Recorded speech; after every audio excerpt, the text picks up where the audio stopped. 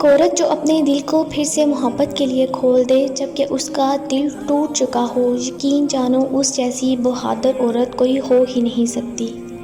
عورت کے اندر ہر مرد کے ساتھ رہنے کی چاہت نہیں ہوتی، اور جس کے ساتھ رہنے کی چاہت ہو پھر عورت کسی اور کا سایہ بھی خود پہ برداشت نہیں کرتی۔ عورت کی محبت کا کوئی ثانی نہیں، مرد کی خوشی کے لیے اپنی خواہشات اور عادات بھی مرد کی پسند کے مطابق کر لیتی ہے۔ عورت کی زندگی میں اولاد مرد کے نصیب سے ہوتی ہے اور مرد کی زندگی میں دولت عورت کے نصیب سے آتی ہے، لیکن عجیب بات ہے کہ جب دولت نہ ہو تو عورت آنکھ پھیر لیتی ہے اور بے اولاد عورت کا شوہر دوسری شادی کا خواب دیکھنے لگتا ہے۔ میاں بیوی کا رشتہ بہت خوبصورت سا ہوتا ہے، اس رشتے میں بغض نہیں ہوتا، کبھی لڑائی، کبھی محبت، کبھی ناراضگی، کبھی درگزر۔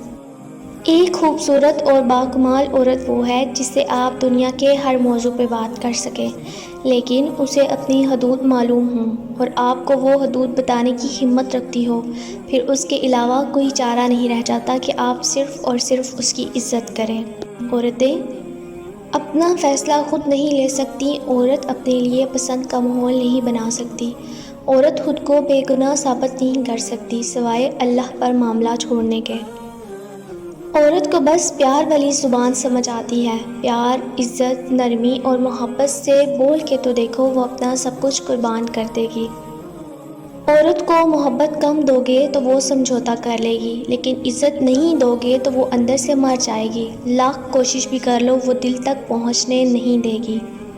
کبھی ایسی عورت سے ناتا نہ توڑو جو تمہاری بہت سی خامیوں کو جانتی ہو اور پھر بھی تم سے پیار کرتی ہے۔ عورت مرد کی امیری غریبی سے بالکل متاثر نہیں ہوتی، وہ تو بس اس بات سے متاثر ہو جاتی ہے کہ کوئی مرد اسے کتنی عزت دیتا ہے۔ جب تک عورت نہ چاہے مرد اپنی حد کبھی پار نہیں کر سکتا۔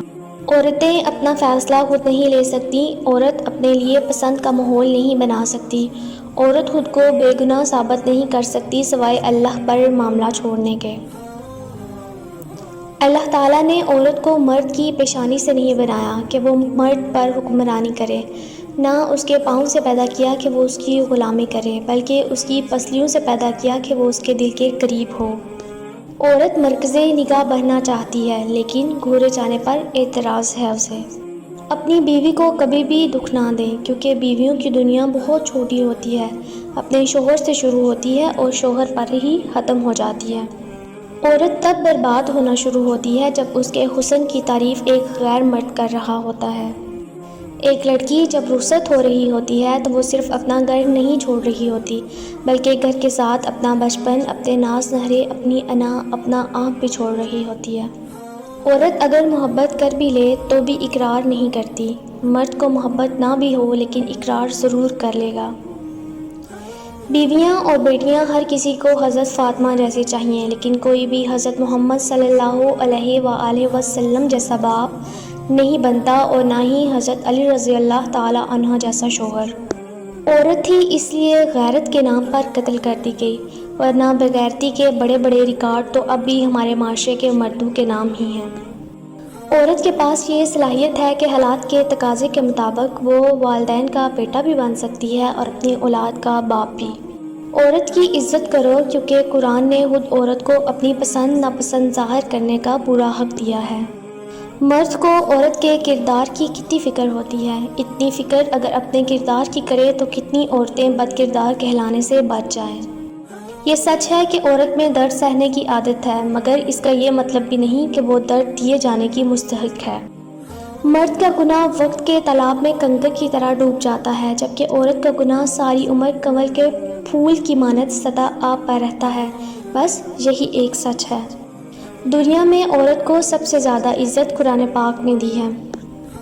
عورت کے لیے ضروری ہے کہ گناہ کرنے سے پہلے وہ اپنے آپ پر ترس کھائے، کیونکہ گناہ کرنے والی عورت کو توبہ کے بعد بس اللہ معاف کرتا ہے، لوگ نہیں۔ عورت کو عزت کی نگاہ سے دیکھا کرو، تم اسی کے ذریعے دنیا میں آئے ہو۔